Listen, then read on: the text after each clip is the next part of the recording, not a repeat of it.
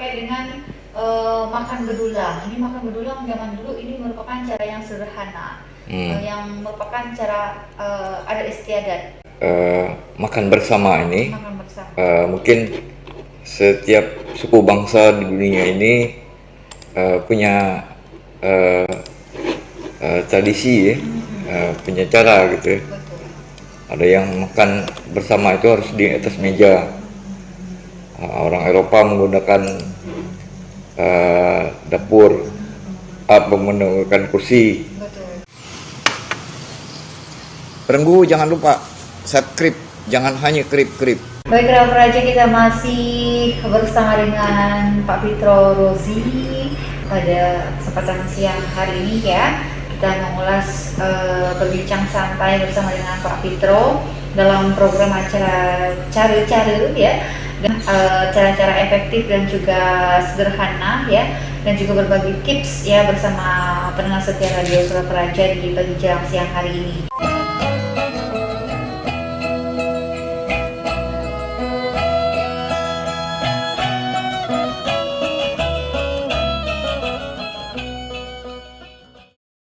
Makanan cara sederhana atau efektif, makanan khas dari daerah Belitung ya. Dan tentunya Kerabat Praja 102,2 FM ada yang menarik tentunya akan kita ulas ya bersama dengan Pak Fitro Rozi di kesempatan siang hari ini yang mungkin barangkali ditunggu-tunggu oleh pendengar setia Radio Suara Praja ya. Apa sih yang akan mereka ulas tentunya? Nah, mungkin di sini langsung saja ya kita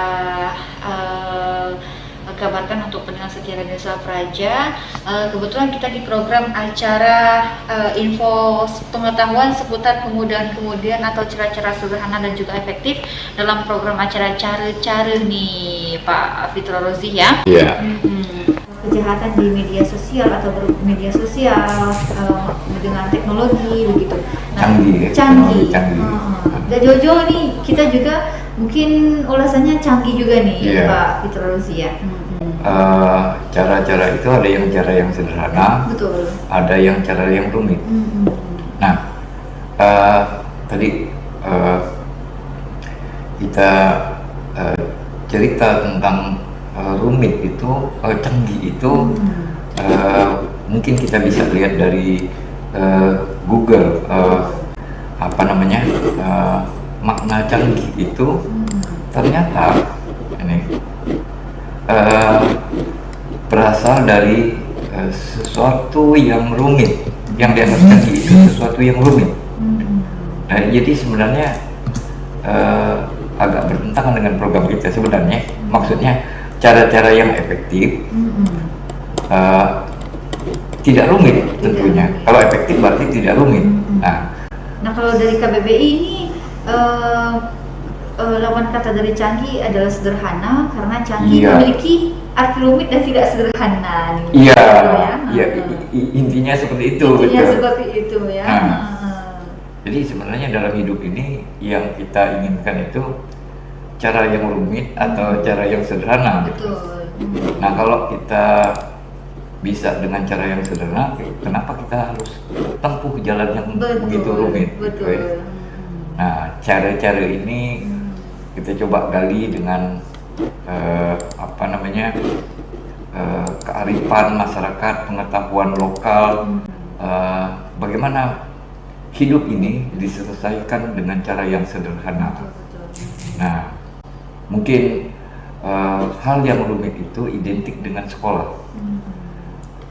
Kalau kita berhitung, yang sederhana itu adalah penambahan dan pengurangan. Tapi kalau sudah tinggi, ada diferensial, ada integral. Sesuatu yang dipecahkan kemudian disatukan lagi. Didiferensialkan, dibuat berbeda, kemudian diintegrasikan, diintegralkan. Hitungan-hitungan itu kadang-kadang membuat orang takut dengan pelajaran matematik gitu. Betul. Kok jadi hal yang rumit banget gitu kan. Nah, pas apakah ini efektif atau tidak? Nah, ada coloteh anak-anak yang lulus SMA itu, Pak, kami belajar matematik begitu rumit ya. Ada integral, ada diferensial, ada kalkulus, ada aritmatika, ada aljabar gitu.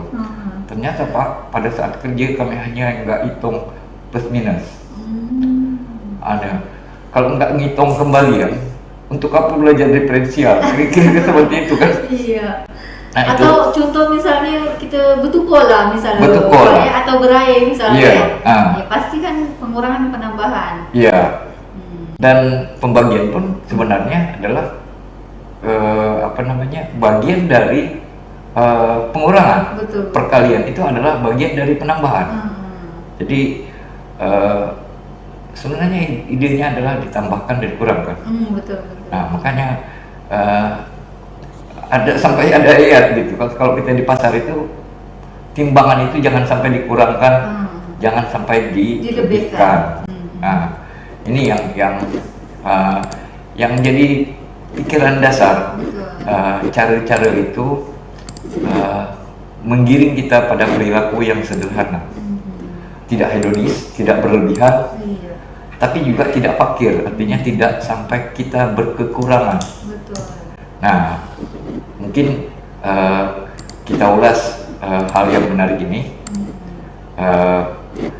tapi baiknya kita hibur dulu, biar pendengar juga memahami bagaimana kesederhanaan. Perenggu, jangan lupa subscribe, jangan hanya krip. Mungkin banyak lagu-lagu menginspirasi kita bagai hidup sederhana di desa mungkin.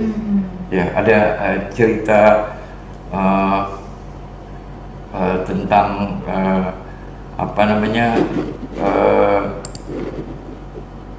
banyak hal yang ditulis oleh Ebit misalnya kan. Mungkin dulu orang berpikir bahwa kita menjadi petani, itu cara yang sederhana, pagi makanan, ketika dia udah makan terus dia bekerja. Seperti itu rutinitasnya. Rutinitas. Tetapi kadang-kadang orang kalau kita ngeliat petani itu makannya pagi-pagi kok banyak gitu ya.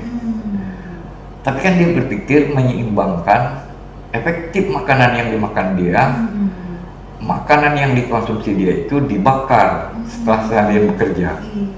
Nah, sementara kita menjadi rumit ketika konsumsi makanan yang kita makan itu tidak kita rubah menjadi energi, langsung diam.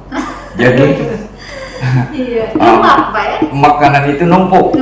Iya, tidak dibakar, tidak dikeluarkan dalam bentuk keringat, dalam bentuk energi, sehingga hidup ini menjadi rumit. Kita terjebak dari hal-hal yang kita konsumsi sendiri, kita bikin sendiri gitu.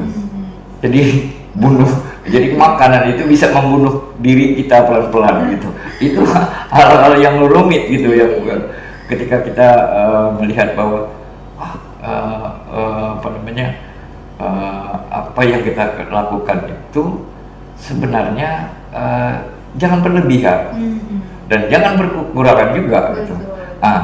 Cara-cara yang sederhana ini menjauhkan diri kita dari hal-hal yang bunuh diri semacam itu. Bukan kita yang membakar kalori, membunuh lemak-lemak mungkin barangkali dalam tubuh kita nih Pak Fitro ya. Tapi kita jadi akhirnya kan menumpukan lemak di badan. Mengulas kesederhanaan ternyata juga menghasilkan keindahan dan dalam hidup gitu. Jadi orang bisa menikmati hidup karena konsumsi yang konsumsi yang seimbang. Betul. Ya. Nah kalau kita melihat apa sih yang ingin orang kejar, uang itu apa identiknya dengan ekonomi. Nah kalau kita dengan ekonomi, apa sih yang dipikirkan dari prinsip ekonomi? Sebenarnya adalah keseimbangan antara supply dan demand. Supply jangan berlebihan. Kalau supply-nya berlebihan, harganya jadi murah. Betul. Kira-kira seperti itu. Tapi kalau permintaannya berlebihan, nah barang ini akan naik. Karena yang menjual ya barang yang tersedia itu tidak mencukupi permintaan kita. Nah, ada juga yang berpikir bahwa sebenarnya permintaan itu sangat elastis. Artinya orang itu bisa berubah permintaan naik turun itu dan mempengaruhi supply gitu. Ini yang orang bilang gaya hidup. Nah, salah satu yang membuat permintaan naik turun itu adalah selera dan gaya hidup. Ya, jadi ada hal yang tidak kita butuhkan, membuat kita terjebak untuk menginginkan sesuatu. Nah, ini menarik nih Pak Fitro. Ya. Tapi mungkin kita jeda dulu ya. Ya. Ini cocoknya lagu apa nih Pak Fitro dari Ebit? Ya, mungkin jadi ada cerita tentang petani mungkin ya. Nanti kita mengulas bahwa di dalam bagaimana petani kecil. Betul. Ya. Bagaimana Ebit berkisah tentang kehidupan petani di pedesaan. Iya, ini ada satu judul lagu dari Ebit GAD ya, Cita-Cita Kecil, mungkin barangkali Pak Fitro, cita-cita kecil si anak desa. Ya, apa yang ada dalam pikiran anak desa tentang kehidupan ini gitu. Atau ini ada juga satu buah judul lagu dari Ebit GAD, Doa Sepasang Petani Muda nih. Boleh dua-duanya karena sekarang kan banyak kaum milenial yang sudah mulai meninggalkan pemikiran untuk menjadi petani. Iya, cocok sekali ya untuk kita dengarkan di siang hari ini. Iya, mungkin kita akan jeda terlebih dahulu ya untuk merefresh mungkin barangkali mungkin masa-masa kecil barangkali dari pendengar setia Radio Solo Praja di pagi hari ini. Dan juga mungkin ada juga rekan-rekan kita yang aktivitasnya banyak di Ume nih Pak Fitro, ini cocok sekali lagunya. Iya, tetaplah bersama kami di Radio Solo Praja yang pertama untuk semua.